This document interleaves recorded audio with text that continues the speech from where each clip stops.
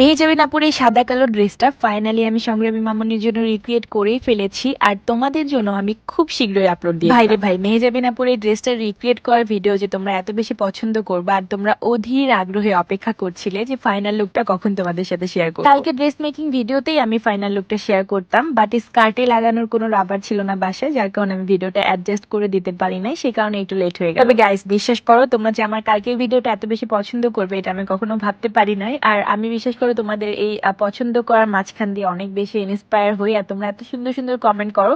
তোমরা অনেক বেশি বিশ্বাস রেখেছিলা যে তোমাদের হ্যামিলি আপু এটা অনেক সুন্দরভাবে রিক্রিয়েট করতে পারে। ড্রেসটা বানানোর সময় আমি ভাবছিলাম যে মেহজাবিন আপুর মতো করে সংগ্রামীকেও সেম এই টাইপের একটা ছবি তুলে দিব।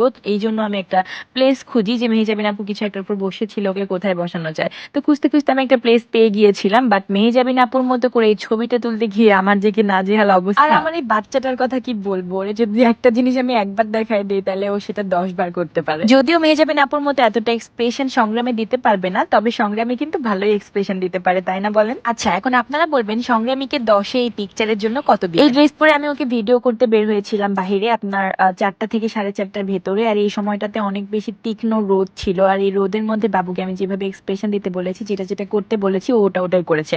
প্রায় 20 থেকে 25 মিনিটের মতো আমরা এত রোদের মধ্যে ছিলাম। আর গাইস, একটা জিনিস কিন্তু তোমাদের চোখে না ধরিয়ে দিলেই নয়, তোমরা কি বাবুর চুলটা একবারও খেয়াল করেছো যে ওর চুলটা কত সুন্দর শাইনি, সিল্কি অ্যান্ড স্ট্রেট লাগতেছে? এর আগেও কিন্তু আমি ফাতেমার চুলে আমাদের হেয়ার প্যাকটা অ্যাপ্লাই করে তোমাদেরকে প্রুফ দেখিয়েছি যে আমাদের হেয়ার প্যাক কতটা চুল স্ট্রেট করতে সাহায্য করে। ফাতেমার বড় চুল জন্য তোমরা বলেছিলে আমরা নাকি স্ট্রেটনার দিয়ে ওর চুল স্ট্রেট করেছি, বাট সংগ্রামের চুল তো আগে থেকে অনেক বেশি কোঁকড়ানো ছিল। যারা ছোটবেলা থেকে ওর ভিডিও দেখো তারা তো জানো। তো ওর আগের চুলের ভিডিও গুলো আর এখনকার চুলের ভিডিও গুলো তোমরা একটু খেয়াল করে দেখবা যে ওর চুলগুলো কত তাড়াতাড়ি লম্বা হচ্ছে, স্ট্রং হচ্ছে, এন্ড কতটা সুন্দর স্ট্রেট, স্মুথ এন্ড সিল্কি হচ্ছে। বাংলাদেশের হাজার হাজার মানুষ আমাদের প্রোডাক্টটি ব্যবহার করেছে, এন্ড সবাই আমাদের অনেক সুন্দর সুন্দর রিভিউ দিয়েছে। সেই রিভিউ গুলো কিন্তু আমরা সবসময় আমাদের হ্যামিলি ফ্যাশন হাউসে পোস্ট করি। তো তোমরা যদি চুলের সকল সমস্যার সমাধান চাও, শুধুমাত্র নিয়ে নেবে আমাদের একটা হেয়ার কম্বো। সাথে আরো একটা ধামাকা রয়েছে 25 তারিখ রাত 12টা পর্যন্ত যারা আমাদের হেয়ার প্রোডাক্ট গুলো অর্ডার করবে, এন্ড সবার মধ্যে আমরা একটা লটারির মাধ্যমে যে কোনো একজন বিজয়কে সিলেক্ট করবো এন্ড দিয়ে দেবো এই গোল্ডের লকেটটা। আর হ্যাঁ, প্রোডাক্ট হাতে পাওয়ার পরে কিন্তু আনবক্স করার আগে আমাদের এই ধরনের একটা পিকচার সেন্ড করতে হবে। তো আর দেরি না,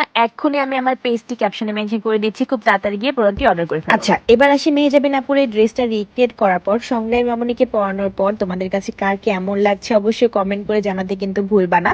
আমি কিন্তু ওই স্কার্টটা একটু অন্যভাবে করেছি, মানে সেম কপি আমার হয়েছে কিনা জানি না, তোমাদের কাছে সেম লাগতেছে কিনা, তবে আমার কাছে কিন্তু একটু ভিন্ন লাগতেছে, কারণ আমি নিচে জিগজ্যাগ সেলাই দিয়েছি, দেন হচ্ছে কোমরে রাবার দিয়েছি, একটু ভিন্ন আছে, লেসটা একটু ভিন্ন আছে। তবে দুইটা পিকচার যদি আমি পাশাপাশি রাখি দুইটাই ভাবছি এত গরমের মধ্যে বাহিরে বের না হয়ে বাসায় বসে বসে তোমাদের জন্য একটা করে ড্রেস বানাবো সংগ্রামের জন্য, সরি তোমাদের জন্য না, মানে সংগ্রামের জন্য একটা করে ড্রেস বানাবো, এন্ড তোমাদের জন্য একটা করে ড্রেস বানানোর ভিডিও আপলোড দিব। এখন তোমরা কি বলো বলো তো? আমি জানি তোমরা সবাই আমার ড্রেস বানানোর ভিডিওগুলো অনেক বেশি পছন্দ করো, তবে শুধুমাত্র পছন্দ করলে তো হবে না, আমার ড্রেস বানানোর ভিডিওগুলো এন্ড সংগ্রামের ভিডিওগুলো, এমনকি আমার সব ভিডিওগুলো তোমাদের বেশি বেশি শেয়ার করতে হবে। ভেবেছিলাম সংগ্রামীকে এই ড্রেসটা পরানোর পর ভালো লাগবে না, কারণ ও অনেক বেশি শুকায় গেছে, আর আমার কাছে সবসময় মোটা বাচ্চাদের অনেক বেশি ভালো লাগে। আমার সংগ্রামীও অনেক বেশি মোটা ছিল যখন ও বেস্ট ফিডিং করতো, যখন বাড়তি খাবার খাইতো, বাট আস্তে আস্তে 3 বছরের পর থেকে ও এখন আস্তে আস্তে খুবই খাওয়া দাওয়া কমায় দিছে, মানে নিজের ইচ্ছাতে বলতে গেলে খাই না, জোর করে সবসময় খাওয়াই দিতে হয়। খাওয়া নিয়ে ওর সাথে আমার অনেক